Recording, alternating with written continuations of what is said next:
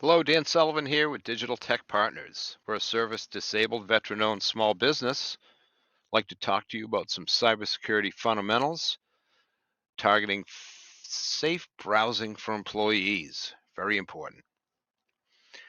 Safe browsing practices. Don't rely on your browser to protect you from malicious websites. Browsers only warn you about sites. They don't stop you from going there. Even with high security settings in antivirus software, visiting a risky website can result in viruses, spyware, or worse. Very important here. Keep your browser software up to date. Do the update immediately upon notification. I use Google Chrome sometimes, and I do an about. I go up to Chrome and I do about, and it gives me the latest version and it'll automatically update it for me. Do that every day with your browser. Make sure it's up to date. Sometimes it'll ask you to restart it. Do that. Very important to keep your software, your browser software up to date because that's one of the gateways for malware and hackers. All right, so keep operating systems and applications up to date. Same theme, apply all critical software patches to protect against viruses, spyware, and other malicious software that may infect your system through the browser. So, bottom line is at least once a day or many times a day, check and make sure you're running the latest version and it's up to date, and you'll be doing a best practice with regards to browsing. Don't reuse passwords. Using the same passwords is easy to deal with, but makes it easier for hackers to compromise your sensitive information if you have the same password across multiple sites and systems. Instead, use password managers to keep track of your different passwords or create unique passwords that only you would know. Change those passwords every 90 days or more frequently. Use the suggested password if you can and store that in your password manager. Use different passwords. Passwords are one of the gateways, the door openers, if you will, to your environment. Read privacy policies. Website privacy policies and user agreements provide details on how your information is being collected and protected and how that site tracks your online activity. That websites that don't provide this information in their policies should generally be avoided. Review web browser default configurations. Disable or limit features that make your computer vulnerable. Be cautious about online games and downloading free software. Spyware is often bundled with these programs. Websites use cookies to collect information about you. Realize that that's the case. If you don't want to be tracked, configure your browser to delete cookies, either periodically or when closing the browser. Cookies are a matter of life in the browsing world. Turn on your browser's pop-up blocker. Pop-up blocking is now a standard browser feature.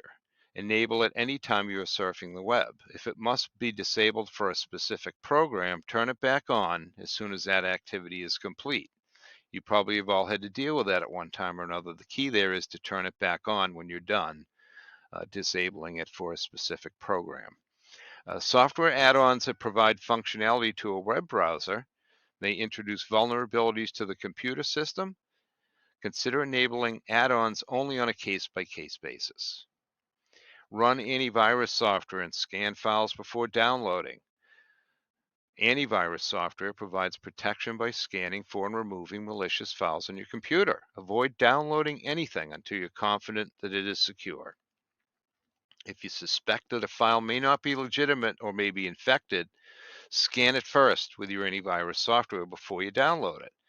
This is a biggie. Secure Sockets Layer, HTTPS protocol. The S stands for secure. What SSL is, it employs encryption.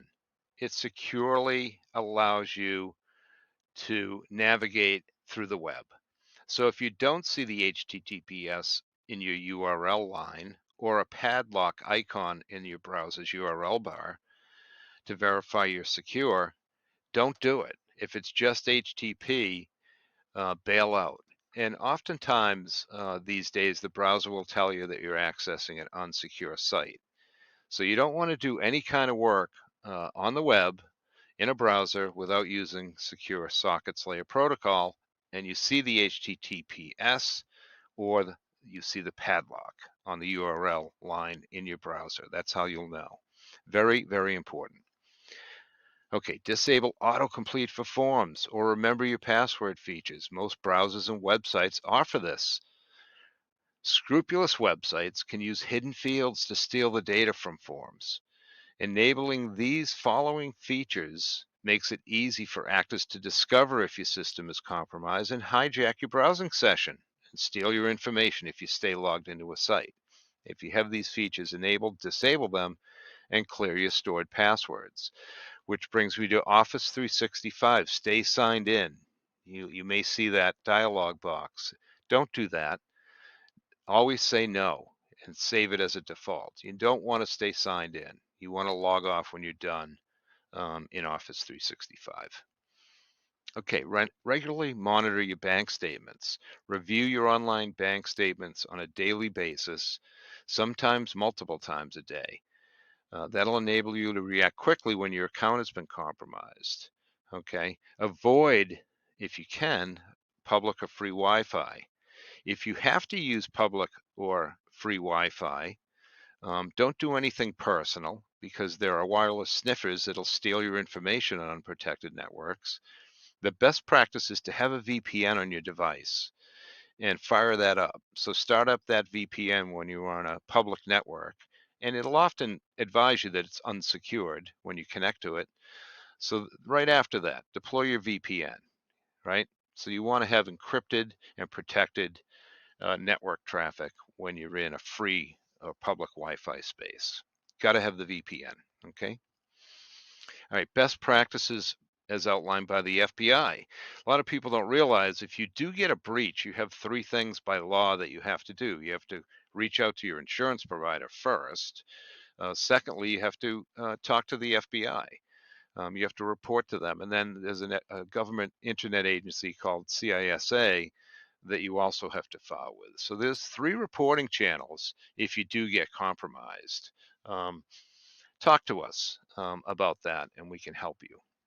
But in any event, let's dig in on the best practices for cybersecurity as outlined by the FBI.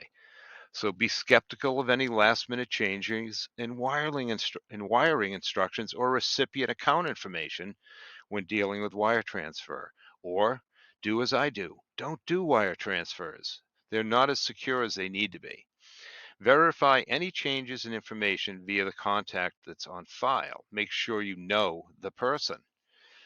Do not contact the vendor through the number provided in the email. Ensure the URL is associated with the business it claims to be from, so check it. Be alert to hyperlinks that may contain misspellings of the actual domain name. Here's where I bring up my example where I got solicited to sign up for a state contract by in an email that sure looked like it came from the state of Massachusetts, but they made a mistake. They said that they offered me to sign up for this contract at the state of Massachusetts. And anybody knows that the people who work in state government in Massachusetts refer to the state of Massachusetts as the Commonwealth of Massachusetts. So it was a bogus email. Pay attention to the details. Verify the email address used to send emails, especially when using a mobile or handheld device. It's very easy to point and shoot on your phone, and you can get into big trouble. Be very careful. Ensure the sender's email address appears to match who it's coming from. You really need to know the person, otherwise delete it. Let's talk about backing up data. Do it regularly. Um, Ensure your backups aren't connected to the computers and networks they are backing up. Physically store them offline or in the cloud. If you are infected in ransomware, backups are the best way to recover. You should always be able to roll back to the previous day. You should only ever lose one day's work, right? So that's a data recovery process and is part of our information security plan service. If you don't have that capability, then you're really in trouble. So you should only ever lose a day. You should be able to roll back to the previous day if they lock up your data and you're victim of ransomware. Okay, focus on your cybersecurity awareness and training. We have a great program that will educate you and your users. You need to presume you're targeted and be aware of the threat of ransomware and how it's delivered. Get trained on these security principles and techniques, the best practices, if you will, are very important. 9 out of 10 breaches are caused by human error. So you need to get educated in the ways of cybersecurity. And then patch the operating system software and firmware on your devices. All your endpoints should be patched as vulnerabilities are discovered. And oh, by the way, if you have wireless printers, there's patches for printers too. So you should be paying attention to that as well. Ensure antivirus and anti-malware solutions are set to automatically update and that regular scans are conducted. That's 101 with your antivirus solution, right? So implement least privilege for file directory and network share permissions. If a user only needs to read specific files, they shouldn't have write access to those files, first of all, directories or shares. They just should be able to read those specific files. Bottom line is zero trust is the way of the world. It's a new model where you configure the access with a least privilege approach. People only have access to the things, the data, applications that they need to do their job. Okay, avoiding social engineering, like that's going to happen, right? So everybody's doing everything across Instagram and Facebook and all the different platforms. You want to verify the identity of those who ask for your sensitive information in person or over the phone before you release it, first of all. Do not give out system data or sensitive information about other employees, any remote network access credentials, your organizational practices, or strategies to any unknown individual. If you don't know them, don't talk to them. If you think you are a victim of social engineering, gather as much information as you can, such as a person's name, telephone number, and what they're asking for, and report it to your information security team or supervisor. Okay, so social engineering, just be very wary. If you don't know the person, walk away. So let's talk about multi-factor. This is huge. You have to do this. All of your applications the login should be two-step. The two-step process is called multi-factor authentication, or MFA. You take a second step before you get logged in. You have your original login, your first step password, and then there's a second step where you get a unique six-digit code, and it's sent to either an authenticator application or to your phone. The authenticator app, Google has one. I have Google and Microsoft. Um, and my Microsoft Office 365 login, I use Microsoft Authenticator. And I have to pump in that six-digit code as the second step before I'll get authenticated and logged in. If you don't have the convenience of that, or you'd prefer your mobile phone, that's a little less secure, but still okay. So your phone gets the six-digit code as a text message, and you need to supply that to authenticate and get logged in to the application. The important thing is that if hackers get your username and password, they won't have access to your phone or other device that's receiving the second six-digit code. So as such, they would not be able to complete the login process. So it slams the door shut, multi-factor authentication, and is mandatory for you to do for all your applications. Okay, a little picture about it. You have you log in, you have the fingerprint, finger ID, you have Face ID, of course, and then the best way, of course, is the two-step with the authenticator, or at a minimum, a text message to your phone. Okay, but you need the two-step process, providing multiple pieces of evidence that verifies your identity. Okay, be aware. Juan Pablo, my Juan Pablo story. So stole it from Jimmy Fallon, loved it, laughed like hell. I have a Juan Pablo alias out there, and I'll get emails to Juan. And right away, I know that the email sender, I don't know, I delete those, right? Spelling. I talked about the state of Massachusetts versus the Commonwealth of Massachusetts, or typos, misspellings. Right away, that's something to delete. So have a sense of urgency when you're doing email. Be wary of emails that use urgent language. Anything that asks you to help out by transferring funds or sharing any confidential information. I don't know about you, but I would say, I'm not going to say 9 out of 10, I'll say 7 out of 10 emails I delete without opening. Okay, so set that preview on so you can see what it's about and just dump it. If it's that important, they'll come back to you. But be very careful. As we say, be aware. Link or button. If you get a link from an unsolicited email, please don't click that. Delete it. Never send anything confidential in an email. Okay, just don't do it. Always use websites that are protected with a secure socket layer, the HTTPS or that lock icon. That's fundamental. If it doesn't have that, it's just HTTP, you'll probably get an alert that it's an unsecure site. But nonetheless, if it's not SSL or HTTPS with the lock icon in the URL bar, get out of there.